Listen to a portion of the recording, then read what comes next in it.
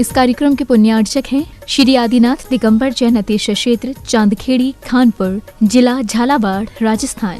Bank details खाता नाम श्री आदिनाथ दिगंबर जैन अतीश क्षेत्र Chandkhedi. Bank of Baroda account number 39160100000437। IFSC code BARBO KHAJHA। State bank of India account number 510652616764। IFSC code SBIN 0031273। हुकुम जैन काका अध्यक्ष 9414184618। नरेश जैन वैद महामंत्री 9829037295। श्री गोपाल जैन कोषाध्यक्ष चांदखेड़ी 9414178983। चांदखेड़ी कार्यालय 7014643817।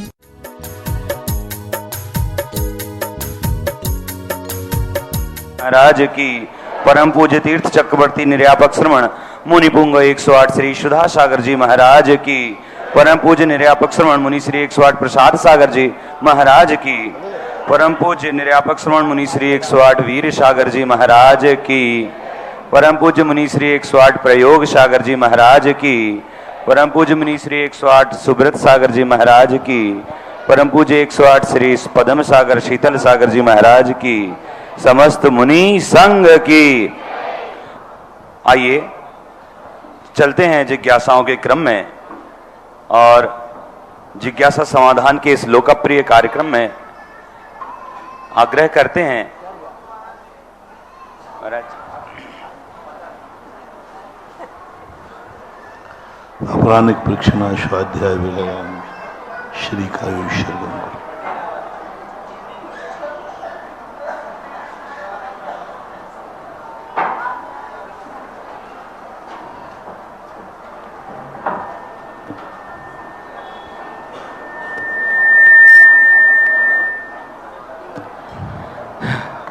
जिज्ञासाओं के क्रम में आग्रह करते हैं मुनि श्री 108 पदम सागर जी महाराज से, है गुरुदेव जिज्ञासाओं का क्रम प्रारंभ कीजिए। नमोस्तु गुरुदेव। नमोस्तु महाराज श्री। मेरा व्यक्तिगत प्रश्न है, कोई डॉक्टर है वो मर्डर हो जाने के बाद में पोस्टमार्टम आदि करता है, या कोई महिला डॉक्टर है और डिलीवरी आदि करती है, तो उसके लिए सोर सूतक कैसे लगता है, कितने दिन का लगता है? जो डेड बॉडी में जाने के लिए एक रात्रि का सूतक लगता है, जो डेड बॉडी में गया, लेकिन क्योंकि डेड बॉडी में जो गया है वो राग भाव से गया है, संबंध भाव से गया है, अतः उसे एक रात का सूतक बताया है, मतलब एक रात व्यतीत होने। डॉक्टर और आदि जो हैं ये परोपकार भाव से हैं, इनको स्नान मात्र का सूतक लगता है। ये मात्र स्नान करेंगे, जैसे किसी नर्स डॉक्टर ने डिलीवरी कराई है तो स्नान करने मात्र से वह सूतक को नहीं प्राप्त हो। डॉक्टर है, डेड बॉडी है, पोस्टमार्टम आदि, इन सबको स्नान मात्र का ही सूतक है। पूजन पाठ आदि कर सकते हैं स्नान करके पूजन पाठ अभिषेक आहार दान कुछ भी, उनको स्नान मात्र ही सूतक होता है। नमोस्तु महाराज श्री।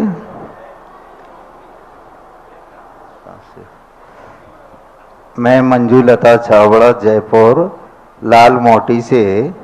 महाराज जी, आज दोपहर के गौमट सार की जीव काटने की क्लास में आया कि मुनिराज मंदिर जाएंगे तो अपना वंदना स्तुति नामक मूल गुण का पालन करते जाते हैं, परंतु श्रावक तो मंदिर भगवान के दर्शन अभिषेक आदि करके पुण्य कमाने जाता है। तो महाराज जी, जिज्ञासा यह है कि श्रावक भी तो अपनी सटावश्यक देव पूजा गुरुपास्ति आदि अपने सटावश्यकों का पालन भी तो कर रहे हैं, इसमें गलत क्या है?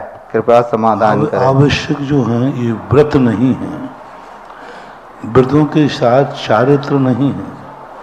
सदावश्यक जो हैं ये व्यक्ति के लिए एक अभ्यास के रूप में दिए। व्रतों के बाद चारित्र शुरू होता है। षड आवश्यक के साथ गृहस्थ जो है निदान ध्यान भी करता है, अपनी पारिवारिक इच्छाएं भी करता है, संकट को दूर करने के लिए भी जाता है। तो अनेक पर्पस हैं। गृहस्थ एक ही पर्पस से भगवान के पास नहीं जाता है, लेकिन मुनि महाराज का मूल पर्पस है उनके मूल गुणों का पालन करना। इसलिए षड आवश्यक अलग चीज़ है और नियम और व्रत अलग चीज़ है। षड आवश्यक व्रतों के अंतर्गत नहीं लिए, उससे गुण स्थान में परिवर्तन नहीं हुआ, वो एक प्रकार। और उसके साथ में भी उसकी कितनी इच्छाएं होती हैं गृहस्थ की जब वो पूजा पाठ आदि करता है। इसलिए शरारता की प्रचुरता होने से गृहस्थ का अलग रूप रहेगा और शरारता की कमी होने से मुनिराज का दृष्टिकोण अलग होता है। मुजफ्फरनगर से सीमा जैन, क्या हम बद्रीनाथ या त्रिपति बालाजी में नमस्कार कर सकते हैं? मिथ्यात्व का दोष लगेगा या नहीं? वहाँ की स्थितियाँ ऐतिहासिक दृष्टि देखी जाती है। दो प्रकार की वंदना होती है, एक पूज्य दृष्टि से और एक इतिहास की दृष्टि से। इतिहास को सुरक्षित करने के लिए जैन धर्म की प्राचीन धरोहर के नाम से यदि उसके दर्शन आदि वंदना आदि करते हैं तो आपकी दृष्टि में ये रखिए कि मैं इतिहास और धरोहर की सुरक्षा की दृष्टि से कर रहे हैं, तो फिर कोई बाधा नहीं। राजीव जैन, शिवरार्थी अमर पाटन, मेरा आराध्य पूज्य गुरुवर कोटि कोटि नमन। मेरा मरण देव गुरु के चरण में समाधि पूर्वक मरण हो, इसके लिए हमें कैसी तैयारी करना चाहिए? कृपया समाधान करें। ये क्रियाएं कोई नियत तैयारी, नियत फार्मूला नहीं। अपनी भावना रखिए, भावना में यदि प्रबलता आएगी तो काकताली न्याय से यह है। मौत एक ऐसी चीज़ है जिसके लिए कोई भी घोषणा नहीं की जा सकती। बड़े बड़े साधक, बड़े बड़े तपस्वी, बड़े बड़े आचार्य समाधि नहीं ले पाते, और जिन्होंने कोई ज़्यादा साधना नहीं की, ग्रस्त रहे हैं और अंत में ऐसी उत्कृष्ट संलेखना कर लेते हैं कि देखते समय लगता है कि आश्चर्य हो जाता है। मौत एक ऐसी है जिस पर जो कुछ भी घटित होना है काकताली न्याय से घटित होना है, अनायास अप्रत्याशित, किसी के हाथ में नहीं हुआ है। इसलिए भावना ही भा सकते हैं। श्वेता जैन, इलाज से, गुरुदेव को नमोस्तु। यदि हम ऐसी सरकार को वोट देते हैं जो तीर्थों पर कब्जा करती है, तो क्या हम भी पाप के भागीदार बनेंगे? तीर्थों पर जो कब्जा कर रहे हैं सरकार, यदि हम उनके वोट देते हैं तो? देखो, ये सब अपेक्षाएं रखी जाती है।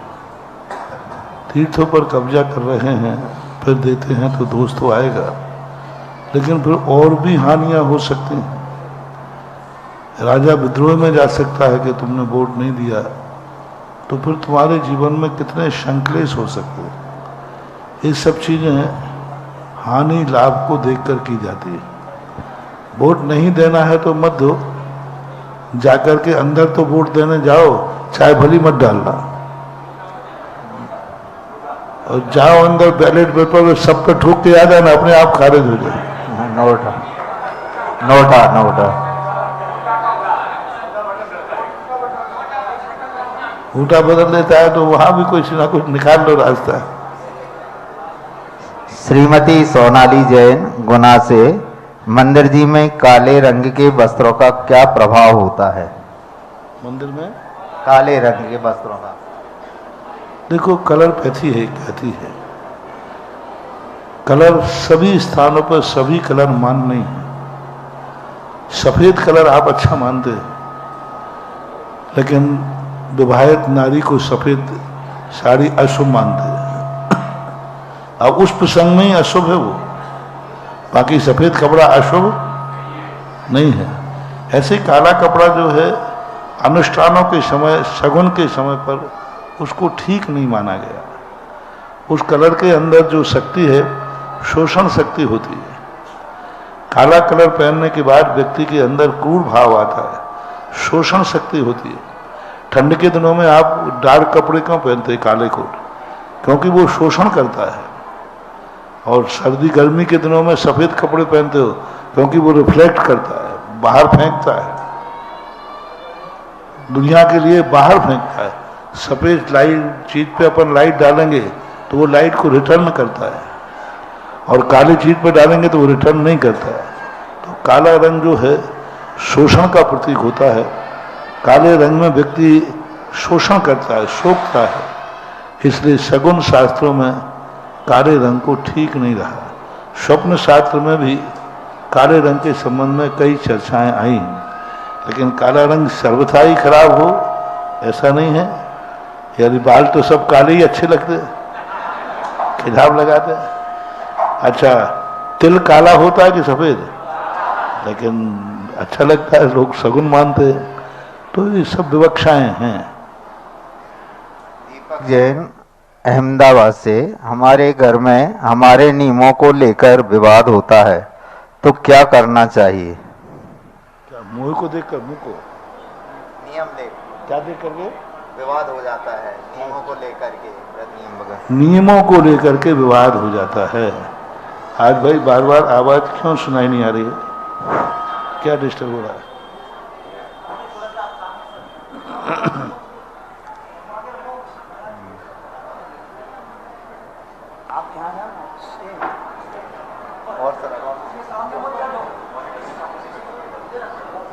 नियमों को लेकर के विवाद होता है तो इसके दो कारण हैं। या तो आप नियम लेने के बाद घर के कार्यों में रुचि नहीं लेते हो, उपवास कर लिया, लो साहब आज घर के कोई कार्य नहीं करेंगे, और घर वाले सब परेशान हैं।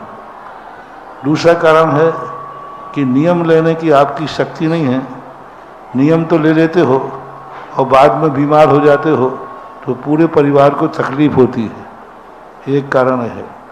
ये दो कारण ही मुख्य कारण बनते हैं।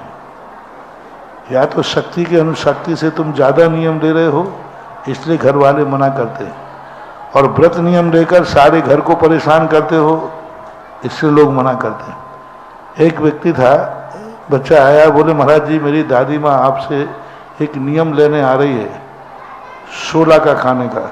तो महाराज जी आपने यदि हमारे कोई बैर भाव नहीं हो तो कृपया करके ये नियम मत देना, मेरा घर स्वर्ग जैसा है, आप उसे नियम देकर नरक मत बना देना। मैंने कहा भाई कैसे बोल रहा है? आप बोल रहा है 16 का खाने दो। नहीं महाराज जी आप ये सब बातें छोड़ो, मैंने अपनी आंखों से देखा है। मैंने बात क्या है? बोले महाराज जी हमारे घर में अभी सब लोग भोजन समान करते, कोई किचकिच नहीं दे। हमारे दोस्त के यहाँ एक दादी माँ है, वो 16 की खाती है, दिन भर किचकिच, ये छूट गया, वो छूट, वो आ गया, वो आ गया, वो आ गया। उनके घर में जब जाओ तब तक किच किच किच, और दादी माँ का जो माइक है दिन भर चलते ही रहता है। वो चौके में आ गई, उसने कपड़े छू लिए, उसने ये कर लिया, इतनी किचकिच होती है। तो महाराज जी उस घर में नरक मचा हुआ है और हमारे घर में शांति है, और फिर भी दादी लेने आ रही है। अब बोलो क्या करे? 16 का खाने वाले के घर में नरक है, किचकिच हो रही है, और जो 16 का नहीं खाते उनके घर में शांति है। अब बोलो 16 का नियम देवे या नहीं देवे? आजकल बड़ा उल्टा हो रहा है। धर्मात्मा जीवों में ज्यादा कसाय देखी जा रही, मंदिरों में ज्यादा राग द्वेष देखे जा रहे। इसलिए हरिवंश राय बच्चन ने लिखा है मधुशाला में, मंदिर मस्जिद बैर कराते, मेल कराती मधुशाला। हाँ, यही बात पढ़ करके मुझे बड़ा गुस्सा आया था पहले उस समय। मैंने कहा इस पर कोर्ट केस कराएंगे, गलत है। लेकिन जब मंदिरों की हालत देखी तो सही में राग द्वेष बहुत हो जाते। तो जब खुद माँ जी आई तो मैंने कहा कि माँ जी मैं 16 का, मैंने कहा पहले ये बताओ यदि बच्चा तुम्हें छू लेगा तो क्या करोगे? बच्चा यदि तुम्हारे भोजन करते समय आ गया तो क्या करोगे? फिर उनको 1 घंटे हमने समझाया कि बच्चा सो जाए तो उसको डांटोगे नहीं, दूसरे कपड़े बदल लोगे। कपड़े नहीं है तो उस दिन उपवास कर लेना, लेकिन डांटना मत, बोलना वो कुछ भी नहीं। भोजन मिले या नहीं मिले, शांति के साथ। अब 16 के खाने वाले ने 16 को बदनाम कर दिया। तो नियम धर्म करने वाले कई लोग घर में इतनी कलह करा देते हैं कि लोग कहते हैं कि इससे अच्छा तो ये 16 का नहीं खाते। तो हाँ, धर्मात्मा चाहे तो धर्म को बदनाम कर दे, चाहे तो धर्म को बहुत अतिशय कर दे। इसलिए आप अपने नियम के साथ परिवार से पूछिए कि हमारे नियमों से आपको तकलीफ क्या है, वो बताएंगे। संभवतः इन 2 कारणों में से कोई एक कारण जरूर होगा। और मैं पूज्य मुनिश्री निरापक मुनिश्री बीर सागर महाराज से निवेदन करेंगे कि अपनी जिज्ञासा रखने की मैं ऐसी कृपा करें। मुनिश्री बीर सागर जी। नमोस्तु महर्षि। धवला आदि ग्रंथों में एक पंक्ति आती है, जिनबिंब दर्शन से निदत्ति निकाचित कर्म का भी क्षय हो जाता है। लेकिन सैद्धांतिक दृष्टि से देखा जाए तो निकाचित कर्म और निदत्ति कर्म वो कहलाते हैं, किसी भी परिस्थिति में उन कर्मों को भोगना ही पड़ता है। तो ये कैसे संभव हो जाता है कि जिनबिंब के दर्शन से वे कर्म भी क्षय को प्राप्त हो जाते हैं जो अन्य जगह क्षय को प्राप्त नहीं होते हैं? ऐसी कौन सी विशुद्धि पैदा हो जाती है और किस प्रकार के कर्म, 8 कर्मों में से कौन से कर्म का क्षय होता है? चरणानुग के ग्रंथों में कुछ अतिशयों की चर्चा आती है, अनहोनी की चर्चा आती है, और कुछ ऐसी अनहोनी घटनाएं आती हैं जो कुचित कदाचित कभी घट जाती है। उसको मार्ग नहीं कहा जा सकता, एक अपवाद मार्ग है। तो चरणानुग में जब हमने देखा सिद्धांत की अपेक्षा और प्रतिमानुग की कथाओं में बहुत अंतर आ जाता है, तो ये अप्रत्याशित घटनाएं कहलाती हैं।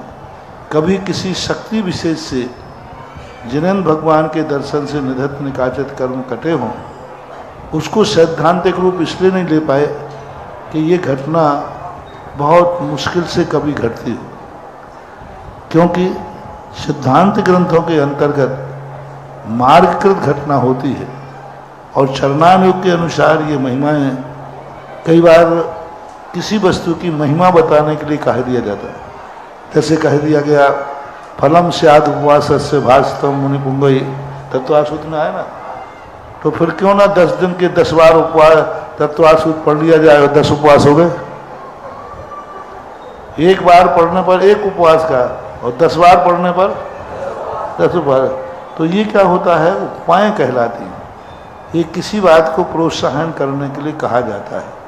चरणानुग में ऐसा कहने में कई सारी ऐसी आती हैं, वास्तविक स्थिति ऐसी नहीं है, क्योंकि निधत्त निकाचित कर्म 8वें गुण स्थान में जाकर के विच्छुत्ति होती है। 8वें गुण स्थान में जाके ही विच्छुत्ति होगी, उसके पहले निधत्त निकाचित कर्म कभी विच्छुत्ति को प्राप्त नहीं होते हैं। बराबर सिद्धांत का वचन यही है, लेकिन चरणानुग के वचन को हम निषेध न करके इसको अपवाद मार्ग के रूप में ग्रहण कर सकते। नहीं तो धवला ग्रंथ में आया ना, ये तो धवला में भी भक्ति आई है। आजकल जितने अपने ग्रंथ हैं सब संग्रहित ग्रंथ हैं। धवला में वहाँ सैद्धांतिक व्याख्या में नहीं आया, वहाँ कृति कर्म में आया। और कृति कर्म सिद्धांत का विषय नहीं है, कृति कर्म जो है चरणानुग का विषय है। और चरणानुग के विषय को 13वीं पुस्तक में सारा चरणानुग का विषय दिया गया। तो आज ये संग्रहित ग्रंथ हैं। और दूसरी बात है टीकाकारों ने विस्तार करते समय इन सब बातों को लिया, मूल सूत्र में निधत्त निकाचित वाला मार्ग नहीं है। यदि क्षय होते हैं तो ऐसे कौन सी विशुद्धि बढ़ती होगी कि क्या होता है? विशुद्धि में उसकी साक्षात ऐसी विशुद्धि बढ़ती है कि वह भगवान की मूर्ति को देखते देखते उसे साक्षात भगवान की अनुभूति हो जाती है। और जैसे भगवान को देखते देखते अपना त्रिकाली, अपना भावी पर्याय भी उसके ज्ञान में आ जाती है। संभवतः उस समय निधत्त निकाचित कर्म, परिस्थितियां बिल्कुल विपरीत हैं। प्रतिकूल वातावरण में भी सामने आंखें कह रही पाषाण है और अंदर से एक श्रद्धा की बात आ जाती है कि मैं साक्षात जिनेन्द्र देव का दर्शन कर रहा हूँ और यही मेरा भावी स्वरूप है। ऐसी कोई घटना घटती होगी तब कहा, क्योंकि आगम में नहीं कहा कि किस तरीके से परिणाम है, ये अपना सोच और विचार है।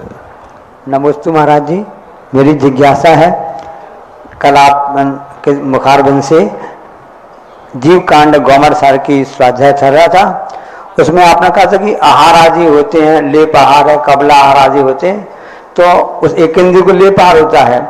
और जब भैया बत्ती के निमित्त से साधुओं की, त्यागी बत्तियों की तिल, घी या मिट्टी की पट्टी या पानी की पट्टी लगाए जाते हैं, तो कई लोग कहते हैं लेप आहार है, लेप आहार है। ये कहाँ तक उचित है? ये खुरापाती लोगों की बातें हैं, उनको फिर हमारी भाषा में समझाना पड़ेगा उनको। आगम की भाषा तो समझेंगे नहीं। कुछ लोग कहते हैं आगम की भाषा नहीं समझते, सुधा सागर की भाषा में समझते थे। एक बार ऐसा हुआ था तो मैंने कहा ऐसा करो, एक कंजाइश था, उसने ऐसी बात कही कि तेल लगाने से भी आहार हो जाता है। तो फिर उसको हमने 3-4 बातें कही। यदि तेल लगाने से अभी जब आहार हो जाता है तो सबसे पतला तो तेल से पानी होता है। तो हम शुद्धि को जाएंगे तो हाथ पैर धोएंगे तो हमारा तो आहार के पहले ही आहार हो गया। तो अब हाथ पैर धोबे या नहीं धोबे? लघु संज्ञा शौच जाएंगे तो पानी को हाथ में और लेंगे तो वो अंदर चला जाएगा। तो फिर शुद्धि करें या नहीं करें? फिर एक कमंडल दिया ही काहे को है? तीसरी बात है, यदि ये पानी पट्टी पानी आदि सब अंदर जाता है तो पहले के मुनिराज चातुर्मास पेड़ के नीचे करते थे खुले आकाश में। पूरे 4 महीने उनके ऊपर पानी बूंद गिरे छिन छिन के, तो उस पानी से महाराज और हिलेंगे भी नहीं। एक कंधों के गड्ढे हैं, सिर है, इसमें भरा रह जाता, वो हिलते तो है नहीं। तो बराबर वे 4 महीने आहार करते रहे कि नहीं? और ये मुनिराज खुले आकाश में चतुर्मास करते थे कि नहीं? करते थे। और रात में भी बरसात हो गई तो फिर रात में भी पानी पीते रहे वो। तो फिर इन मुनियों का क्या होगा, तीर्थंकर का क्या होगा जो बड़े चतुर्मास पेड़ों के नीचे करते थे? यदि ऐसा होता तो भगवान कह देते कि नहीं, बरसात के दिनों में बाहर खड़े मत होना, नहीं तो तुम्हें पानी पीने का डोज लगेगा। तो उसका जवाब। दूसरी बात है, जो ऐसे कहते हो उनको मुंह टंकी से बाहर निकालो और पूरा शरीर टंकी के तेल में रख दो और ना खाने दो ना पीने दो, क्योंकि तेल तो पी रहे हैं ना वो। कितने दिन जिंदा रह पाएंगे? नहीं रह। तेल आदि लेपाहार मात्र एक इंद्री को है, वह लेपाहार अन्य के लिए नहीं। भगवती आराधना में विजया टीका के अंदर से खुलासा किया, मात्र 2 इंद्री में लेपाहार नहीं है, 3 इंद्री में लेपाहार नहीं है। आहार मात्र एक इंद्री को ही लेपाहार होता है। अब ये जो तुम लेप लगा रहे हो, इससे आहार नहीं होता, इससे त्वचा नसों में संचार अच्छा हो जाता है।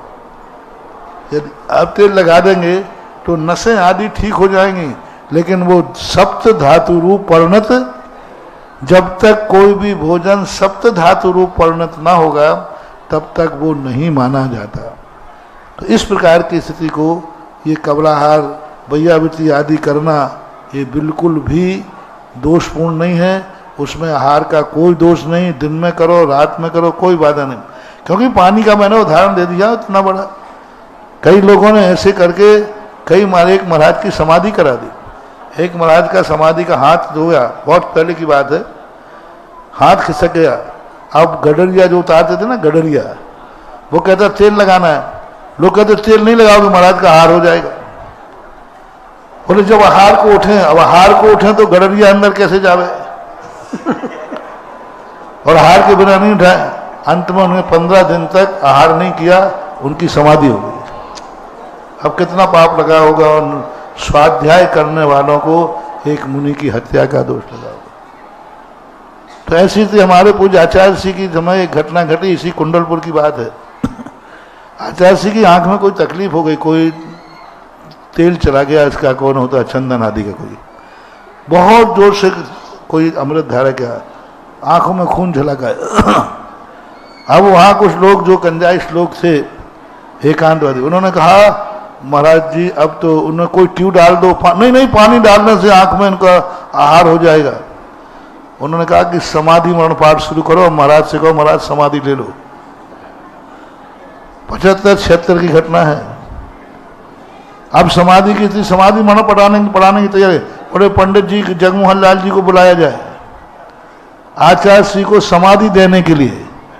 मात आंख में कुछ चला गया, अब उसको पानी नहीं लगाना दे रहे। पानी लगाएंगे तो महाराज का, ट्यूब लगाएंगे तो महाराज का हार हो जाएगा।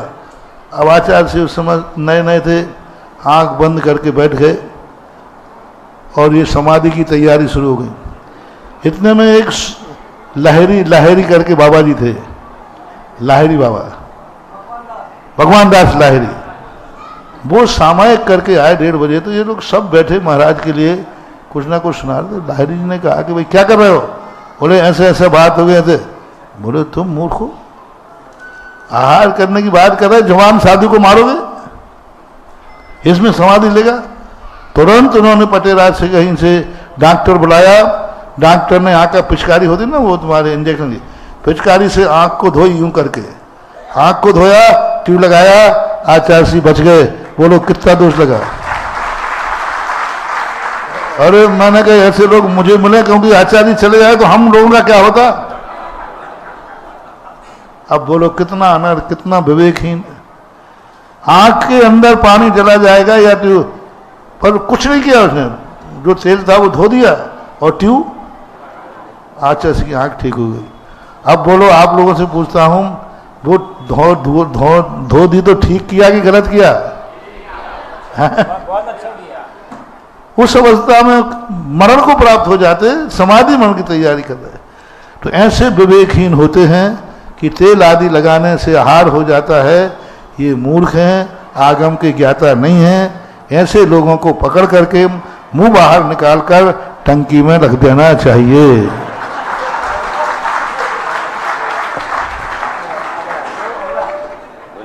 मुंह बाहर निकाल देना, तो पी लेगा। आगे मुझे नियम है कबलाहार, लेपाहार, उनका मनसाहार जो तेजाहार है। अपन को कितनी गर्मी दी जाए, आहार में नहीं आई, वो अंडे को ही रोगा। मन से अपन कितनी आहार करें, उस आहार को आहार संज्ञा में नहीं लेते, आहार में नहीं लेते, आहार संज्ञा तो है। मन से आहार करने में आहार नहीं लिया जाता, वो देवताओं का ही होता है। तो ये विभाजन किया है, और इसका सबसे डिटेल वर्णन जो है भगवती आराधना की विजया टीका में दिया गया है। और ऑनलाइन जिज्ञासाओं के बाद आइए चलते हैं ऑफलाइन जिज्ञासाओं की ओर। आप सभी श्रावकों की ओर से गुरुदेव के चरणों में वारंवार नमोस्तु नमोस्तु नमोस्तु। ज्ञान और विद्या से निश्रित आप सूर्य की किरणें गुरुदेव पूरे भारतवर्ष ही नहीं पूरे विश्व में फैल चुकी हैं। आज आपकी प्रेरणा से संचालित 12 वर्षीय पाठ्यक्रम हिंदी और इंग्लिश के बाद फ्रेंच में भी डेवलप हो रहा है। फ्रेंच में रह लगे लोग भी इसको पढ़ना चाहते हैं। और बात यहीं समाप्त नहीं होती। संघ के आचार्य गुरुदेव के संघ के परम पूज्य निर्यापक मुनि श्री नियम सागर जी महाराज के निर्देशन में 12 वर्षीय पाठ्यक्रम की प्रथम वर्ष की कक्षाएं कन्नड़ भाषा में कर्नाटक में संचालित हो रही हैं। गुरुदेव ब्रह्मचारिणी अनुपमा दीदी उनको पढ़ाएंगी। और निश्चित रूप से महाराज जी, अभी ये कन्नड़ की बात हुई, ये ग्रंथ 12 वर्षीय पाठ्यक्रम मराठी में भी संचालित हो रहे हैं। गुरुदेव आपकी प्रेरणा से संचालित श्री दिगंबर जैन श्रमण संस्कृति संस्थान में पढ़ रहे कई छात्र जहां जहां जा रहे हैं, निश्चित रूप से धर्म की पताका फहरा रहे हैं। वहां पर उन क्षेत्रों में आ रही जिज्ञासाओं या समस्याओं को वो छात्र समाधान कर रहे हैं। ऐसे ही मैं एक छात्र को आमंत्रित कर रहा हूं, जिन्होंने अभी औरंगाबाद में लगभग 940 छात्रों का आवासीय शिविर लगाया और धर्म की महती प्रभावना की। एक साथ 940 छात्रों को उन्होंने वहां पर रखा। बात यहां फिर समाप्त नहीं होती।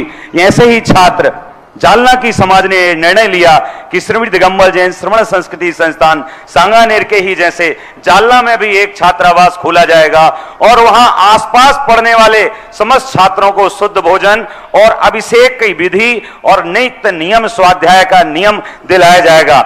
निश्चित ही गुरुदेव यह सौभाग्य की बात है। और ऐसे ही जिनके निर्देशन में ये कार्य हो रहे हैं, मैं आमंत्रित करता हूं सम्मानित श्री वैभव जी जालना, जो अभी पूरी ड्यूटी करके निश्चित रूप से सेवा में हाजिर रहते हैं, आए और अपनी जिज्ञासा रखें। और जो इनॉग्रेशन करना है उसका भी हम आमंत्रित करते हैं। आइए भैया। मम जीवन उपकारी गुरुदेव के चरणों में कोटि कोटि नमस्तो। कुछ पंक्तियों के माध्यम से रखना चाहता हूं कि आचार्य श्री की है जो छवि, जैसे आचार्य श्री की आभा, जैसी वर्गना, जैसे भक्त, जैसे भरी सभा, जैसे आचार्य श्री के पास भीड़ वही भीड़ इनके पीछे भी। तो आचार्य श्री की छवि आचार्य श्री की छवि जिना गम के कवि, कवि मतलब लेखक। आपने अभी देखा जो शंका समाधान करते हैं उसका अंक 1 अभी रिलीज हुआ है, तो मंदिरों में सब लोग स्वाध्याय उसी का कर रहे हैं। तो आचार्य श्री की छवि जिनागम में कवि, जिज्ञासा समाधान में रवि, सूर्य के वत, कोई डरते नहीं है। जिज्ञासा समाधान में रवि, और शेर बन जो करते हैं जिन शासन की पैरवी, आचार्य श्री भी कहते थे शेर बन जो करते थे जिन शासन की पैरवी, और समंत भद्राचार्यवत अधर्मियों के लिए पर जो है हावी, समंत भद्राचार्यवत अधर्मियों पर जो है हावी। और अंतिम बात पर आप सब लोग सहमत होंगे कि हम तो मानते हैं इन्हें तीर्थंकर भावी, हम तो मानते हैं इन्हें तीर्थंकर भावी। ऐसे गुरुदेव के चरणों में नमोस्तु कोटि कोटि, नमोस्तु कोटि कोटि। गुरुदेव आपके आशीर्वाद से ही श्रमण संस्कृति संस्थान सांगानेर छात्रावास बना, और हम जैसे अज्ञानी जिसको हिंदी का एक शब्द नहीं आता था वो वहां पे पढ़े और वहां से आगे बढ़े, तो हमको बहुत कुछ वहां से मिला।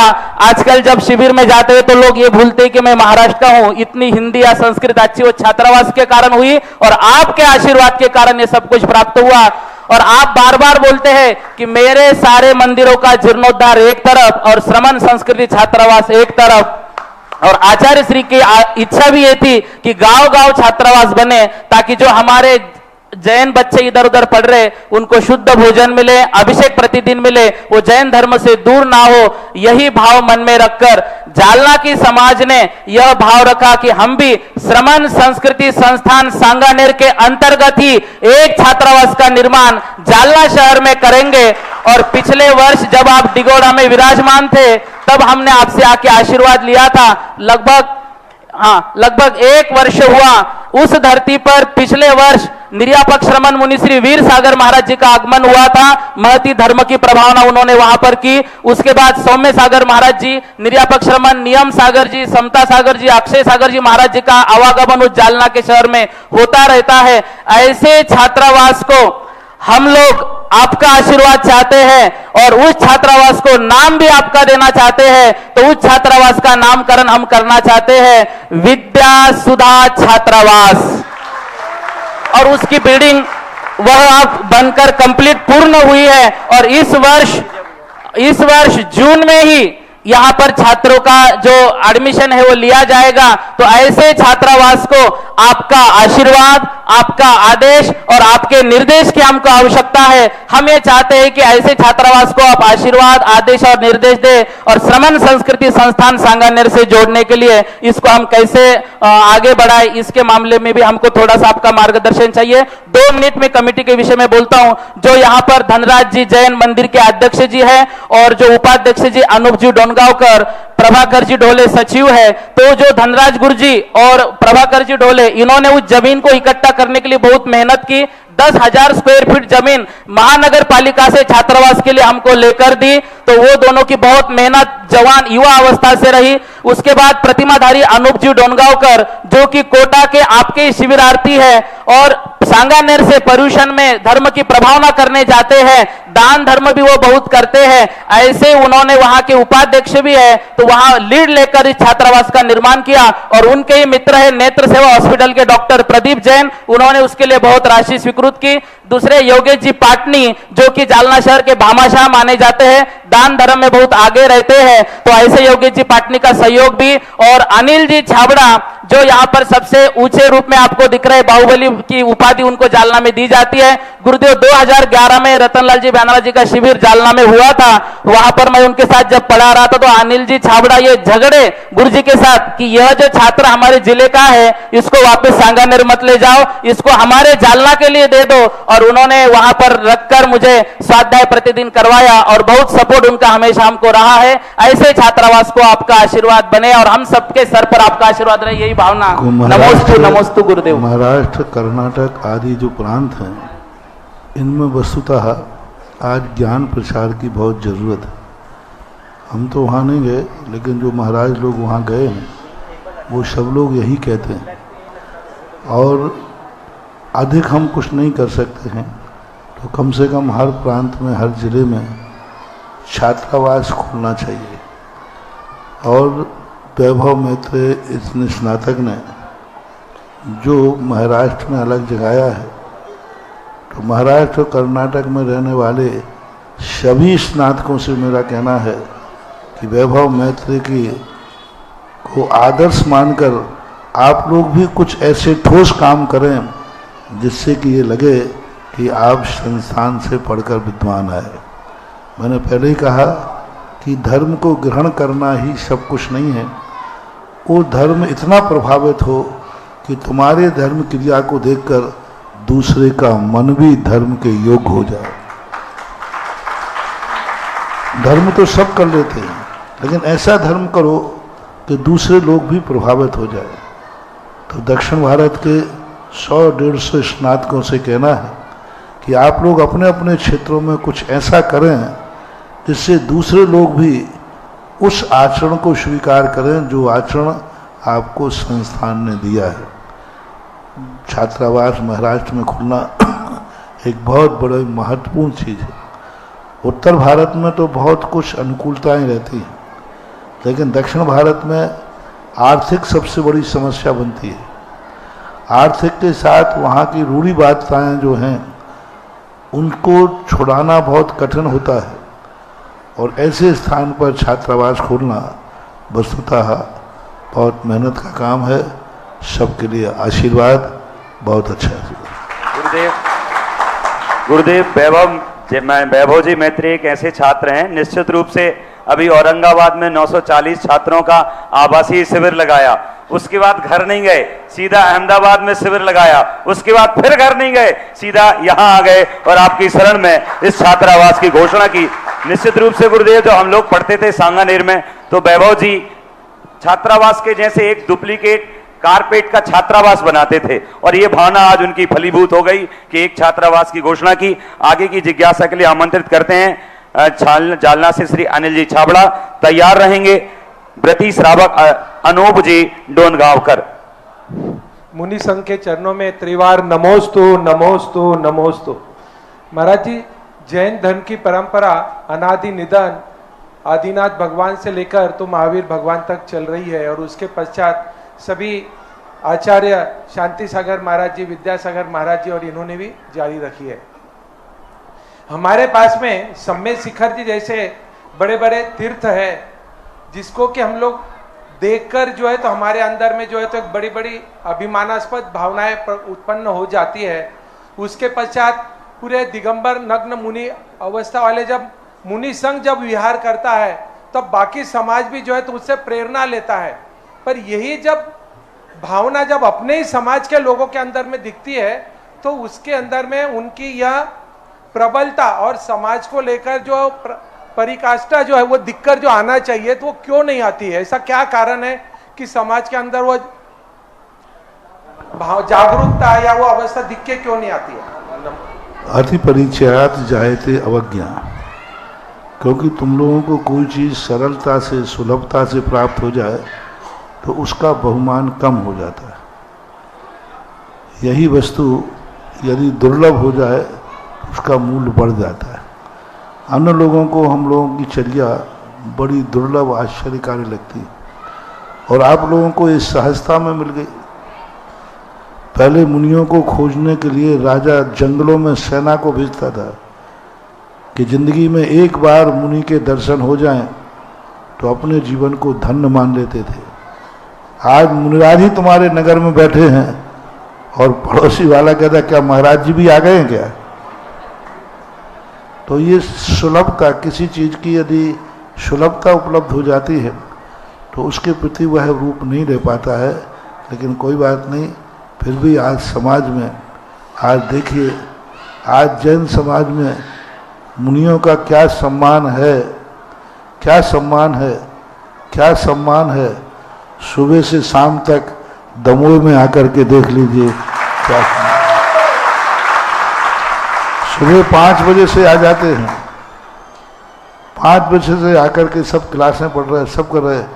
आहारचर्या के समय देखो कितना बहुमान, हर व्यक्ति पलक पाँव बिछाए है।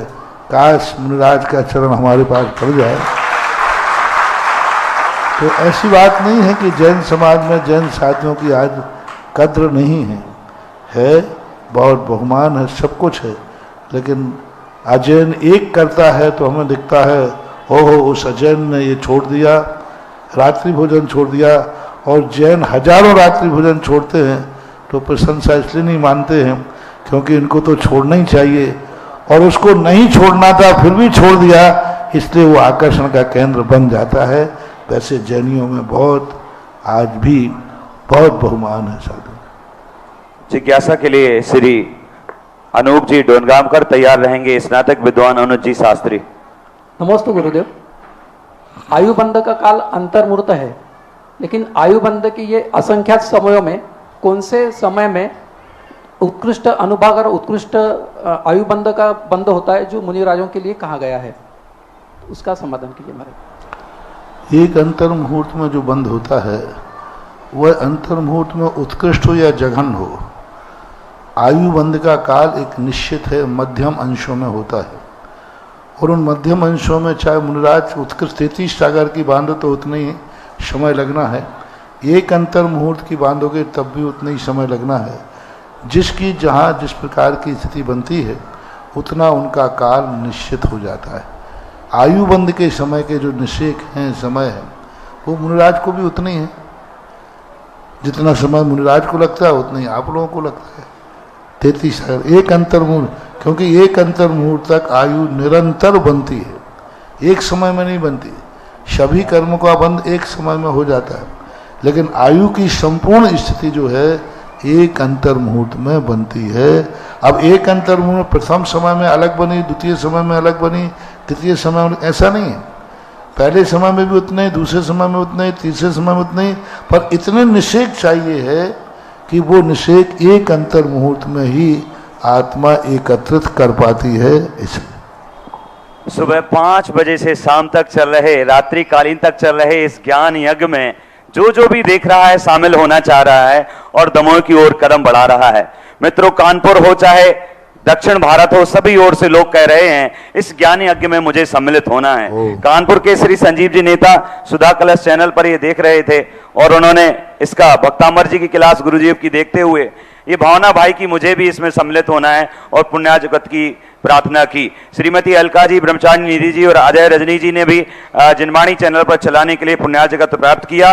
अगली जिज्ञासा के लिए श्री अनुज जी शास्त्री तैयार रहेंगी, डॉक्टर नीलम जी ललितपुर। नमोस्तु महाराज जी। जो संख्यात संख्या है जघन्य 2 से चालू होती है और उत्कृष्ट जघन परिता संख्यात में से एक कम उत्कृष्ट संख्यात निकलता है। तो जो मति ज्ञान रिद्धिधारी जो मुनिराज होते हैं और शुद्ध ज्ञान रिद्धिधारी जो मुनिराज होते हैं, तो क्या वो उत्कृष्ट संख्यात को जानते हैं? अगर उत्कृष्ट संख्यात को जानते हैं तो फिर एक आगे बढ़ेंगे तो असंख्यात भी उनके जानने में आ सकता है, ऐसा हो सकता है क्या? मतिज्ञान का जो विषय है वो संख्यात उत्कृष्ट संख्यात नहीं है, मध्यम भी नहीं है, मध्यम से भी पीछे अजघन, जघन और अजघन तक ही मति ज्ञान का क्षेत्र होता है। क्योंकि मति ज्ञान इंद्रियों से जाना होता है और इंद्रियों का ज्ञान जो होता है वो असंख्यात योजन या असंख्यात में नहीं जाता, उत्कृष्ट संख्यात में भी नहीं होता, क्योंकि उत्कृष्ट संख्यात भी बहुत बड़ा है।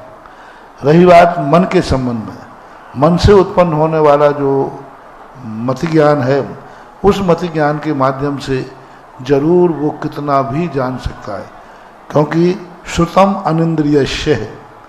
जब द्वादशांग का ज्ञान करते हैं तो उसमें 3 लोक का ज्ञान आता है, इसलिए अचक्षु दर्शन से मन से तो मति ज्ञान की गति सर्वत्र है, लेकिन जो 5 इंद्रियां हैं इस इंद्रियों की गति संख्यात में भी कम है। श्री डॉक्टर नीलम जी ललितपुर तैयार रहेंगी, श्रीमती रश्मि जी जैन वसुंधरा नगर दमोह। पूज्य बड़े बाबा की छांव तले अपनी जन्मभूमि के इस आंगन में पूज्य निर्यापक श्रमण श्री सुधा सागर जी के चरणों की वंदना निवेदित करती हूँ, नमोस्तु करती हूँ। पूज्य निर्यापक श्रवण द्वय प्रसाद सागर जी महाराज, वीर सागर जी महाराज के चरणों में नमोस्तु निवेदित करती हूँ। मंचासीन अन्य मुनिराजों को नमन, छुल्लक श्री गंभीर सागर जी आदि सभी छुल्लक महाराजों को नमन, मेरा वंदन अभिनंदन। पूज्य श्री लालित्यपूर्ण नगरी ललितपुर में अभिनंदनोदय तीर्थ लालित्यपूर्ण है। अकीर्तम चैत्यालय की उपमा को धारण करने वाला यह तीर्थ आपके आशीर्वाद का ही प्रतिफल है। पूज्य श्री, मेरा प्रश्न है कि स्वर्गों में श्री हरि धीर्ति कीर्ति आदि जो देवियां रहती हैं, जिनको हम पंचकल्याणक में अष्ट देवियों के रूप में भी स्थापित करते हैं या उनकी प्रतिष्ठा करते हैं, वह बाल ब्रह्मचारी रहती हैं या उनके भी देव होते हैं? क्योंकि आचार्य श्री ने यहाँ पर एक हाइकू लिखा है कि बिन देवियां देव रहें, देवियां बिन देव ना।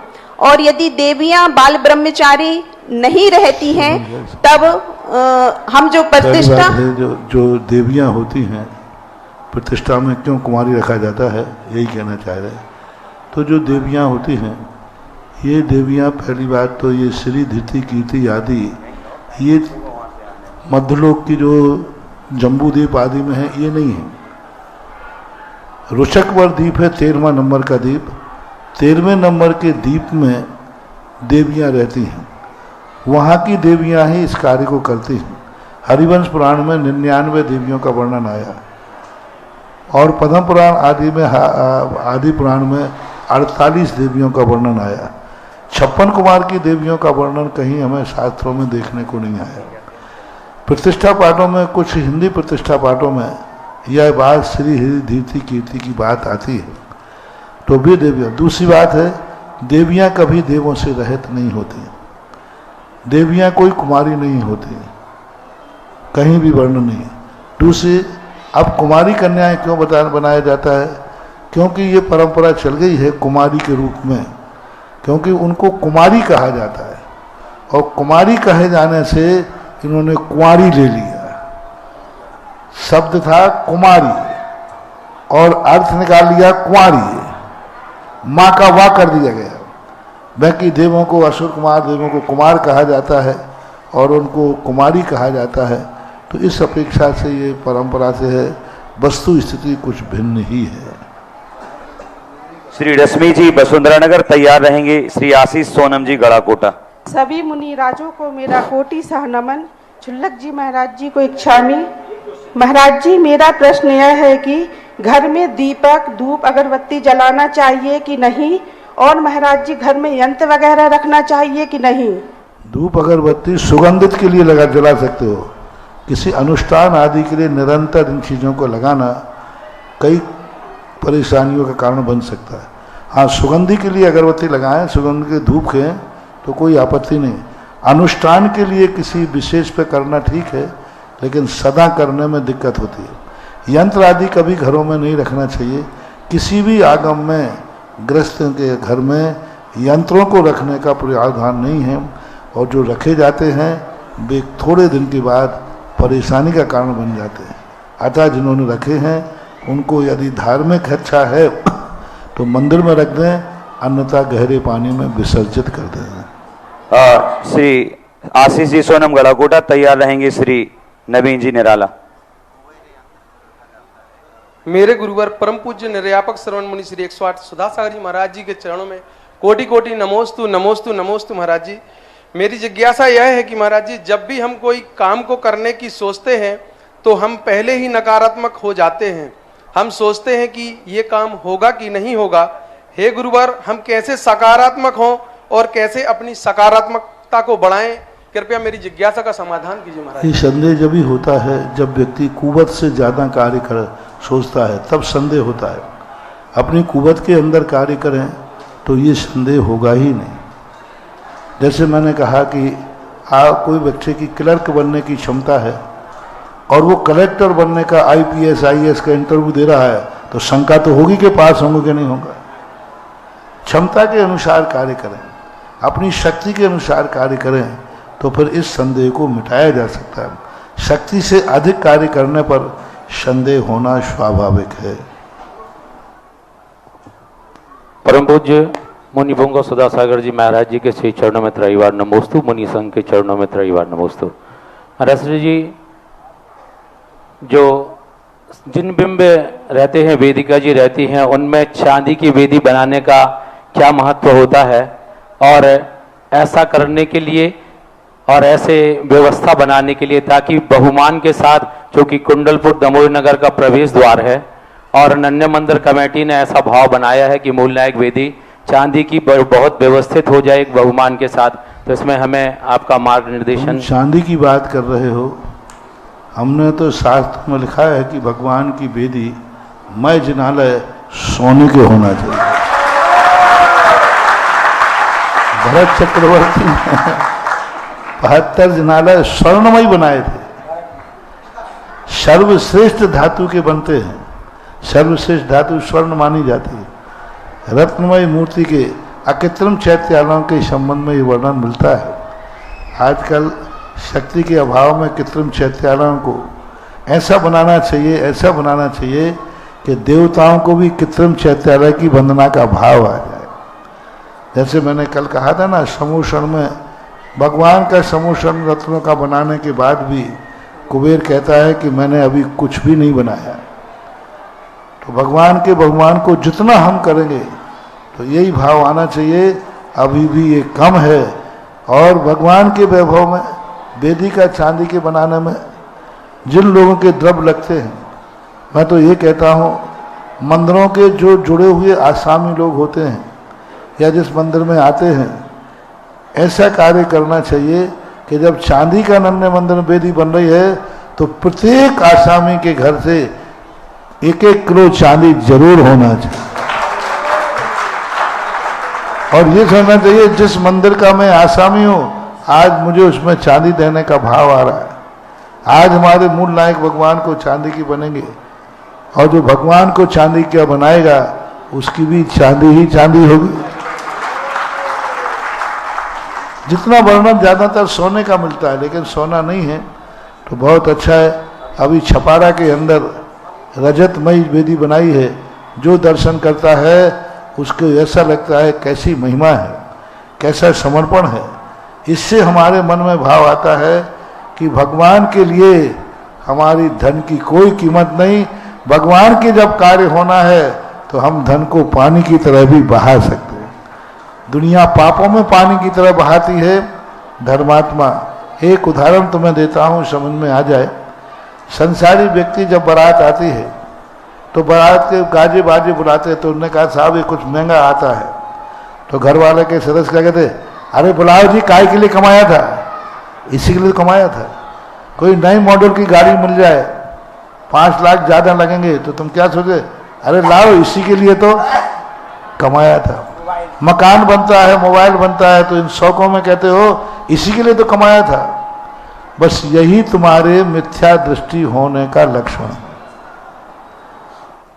यही तुम्हारे अनंत संसार का कारण है। सम्यक दृष्टि ऐसा नहीं बोलता, लगाता है पर ये नहीं बोले। अब सम्यक दृष्टि कब बोलेगा? जब उसके नगर में मंदिर बन रहा होगा और मंदिर में पंचखाना खोना है, मंदिर में वेदी बनना सोने की इसकी, तो उस समय कोई कहेगा अरे भाई भगवान की वेदी बहुत महंगी बन रही, रजत की बन रही, तो सम्यक दृष्टि के मन में भाव आएगा, काय के लिए कमाया था? इसी के दिन को तो कमाया था। कभी धर्म कार्य करते समय ये आ जाए मैंने इसी के लिए तो कमाया था। काय के लिए कमाया था? कि मैं रजतमय सोने की बनाया। कोरोना में बहुत सारे लोग मरे कि नहीं मरे हैं? मरे। बोलते नहीं हो? मरे। मरे। तुम लोग क्यों नहीं मरे?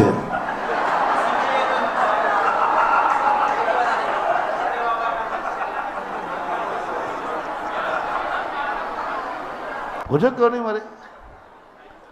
अब सम्यक दृष्टि कहेगा कि हम इसलिए नहीं मरे कि हमारे द्वारा हमारी चांदी से नन्हे मंदिर की चांदी की वेदी बनना थी, इसलिए नहीं मरे। हमें वेदी बनाना थी, इसलिए नहीं मरे। ये बात मुझे आई, हमारे संघ के एक महाराज का मरण हो गया, तो मैंने उस दिन हमें बड़ा दुख हुआ। मैंने कहा नंबर तो मेरा आना चाहिए, बड़ा तो मैं हूँ। छोटे महाराज क्यों चले गए? नंबर से जाना चाहिए, मेरा नंबर आना चाहिए, मैं क्यों नहीं मरा? ऐसा मेरे मन में भाव आया। मैं क्यों नहीं मरा? छोटे क्यों मरे?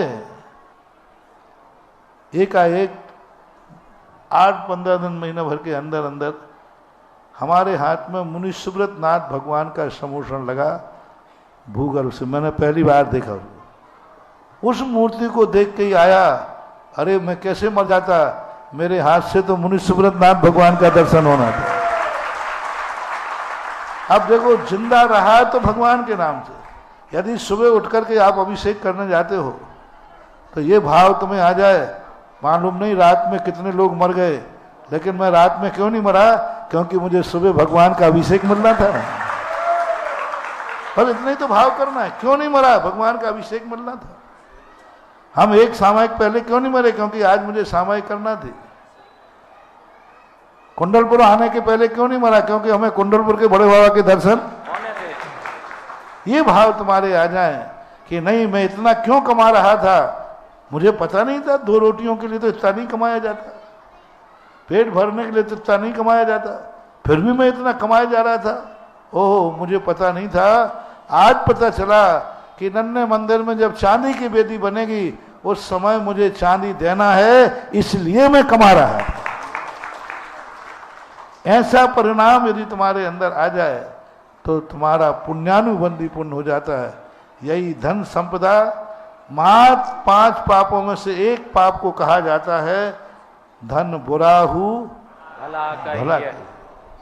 ये बुरा भी है और धर्म कार्य में लग जाए तो, इसलिए संसार के कार्यों में ऐसा मत बोला करो इसी के लिए तो कमाया है, ये पापानुबंधी पुण्य बोल रहा है।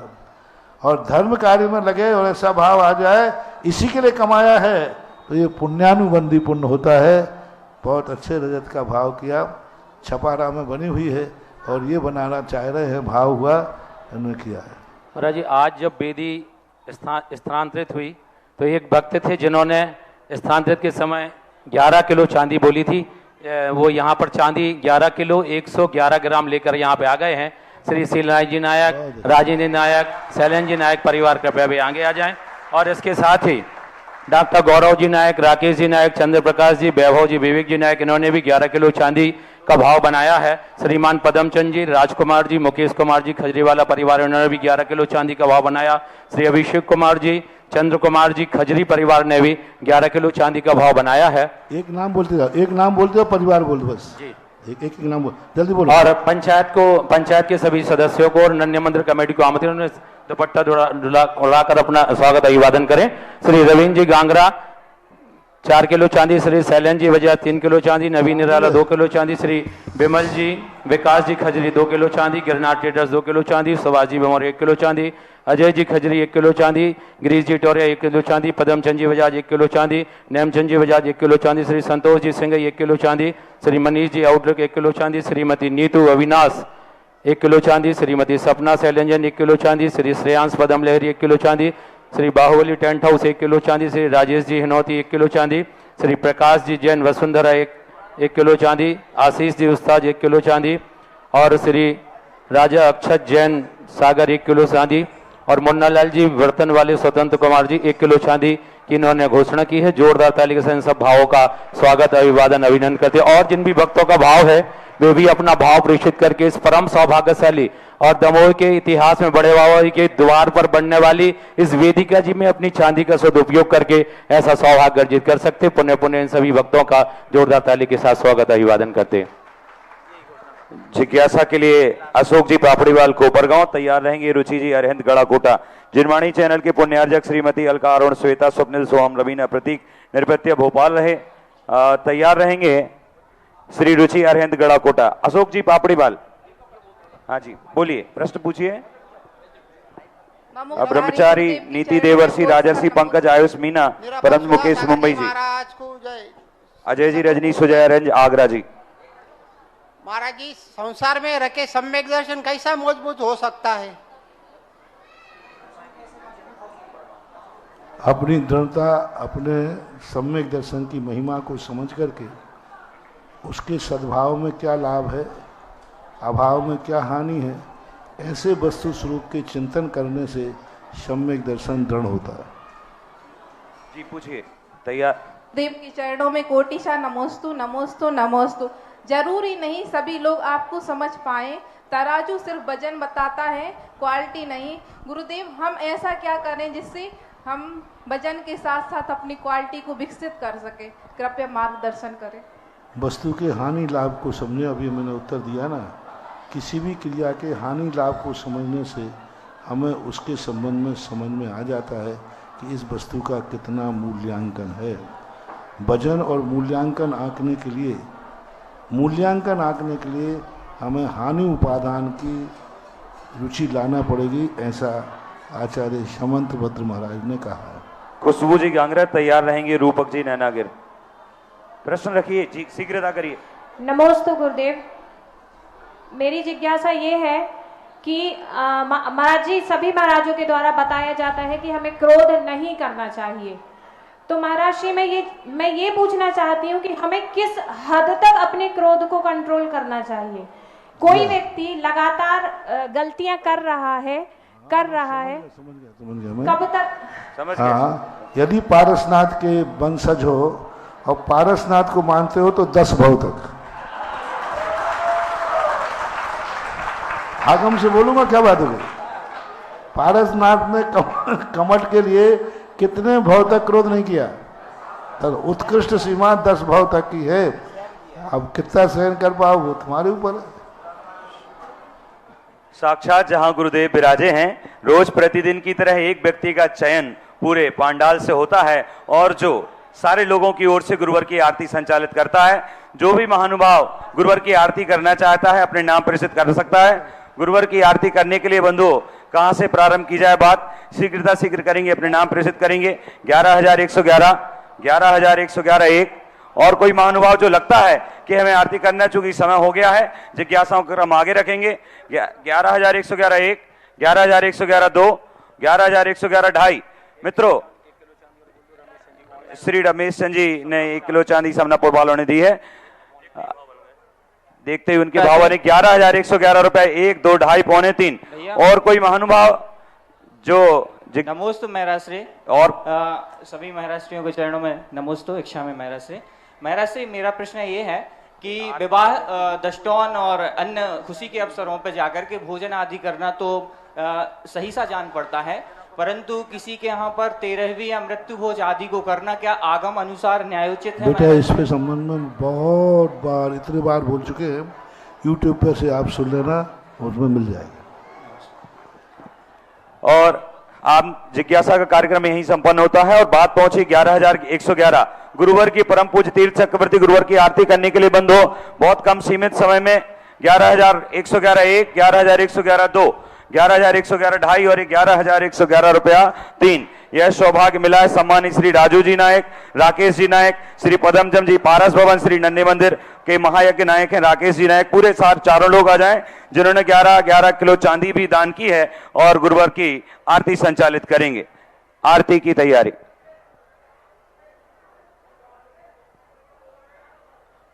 श्री राजू जी नायक, सम्मानित श्री राजेश जी नायक, महामहिम नन्हे मंदिर, साथ में ही श्री डॉक्टर गौरव नायक और पदमचंद जी पारस। आपको सूचना देते हुए खुशी है कि इसी प्रांगण में छुल्लक जी के प्रवचन के बाद तंबोला की प्रतियोगिता और उसके बाद मना कर रहे हैं महाराज।